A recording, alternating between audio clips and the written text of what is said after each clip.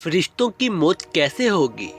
दुनिया के वो लोग बदकिस्मत तरीन होंगे जो क़यामत का मंजर देखेंगे। क़यामत से पहले एकदम एक खौफनाक आवाज़ आएगी। सब लोग सब कुछ भूल जाएंगे।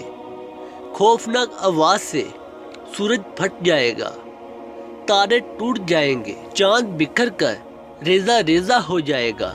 ज़मीन में दरारें और पहाड़ रुई बन जाएंगे। ज़मीन में दरारें और पहाड़ रुई बन जाएंगे। समुद्रों में आग लग जाएगी और दुनिया तहस नहस हो जाएगी। एक खौफनाक आवाज़ के साथ पूरी दुनिया को अल्लाह ताला मौत दे देगा। जब सब कुछ खत्म हो जाएगा तो फिर पहले, दूसरे, तीसरे, इसी तरह सातवें आसमान तक सबको मौत दी जाएगी। सब फरिश्तों को गिरा दिया जाएगा और इन्हें ज़ेरो ज़बर कर दिया जाएगा। फिर मेरा अल्लाह कहेगा कि कौन बाकी है। आवाज़ सुनकर मालकुल मौत हज़रत इज़राइल कहेंगे कि ए अल्लाह, मुझ समेत तेरे 4 फरिश्ते हैं। ये जिब्राइल, मीकाईल, इसराफील हैं। अल्लाह ताला फरमाएंगे कि जिब्राइल और मीकाईल मर जाएं। इस पर अल्लाह का अर्श कहेगा, या अल्लाह, जिब्राइल मीकाईल को तो बचा ले। इस वक्त अल्लाह ताला फरमाएगा कि खामोश, मेरे अर्श के नीचे मौत ही मौत है। फिर दोबारा अल्लाह ताला फरमाएगा कि कौन बाकी है।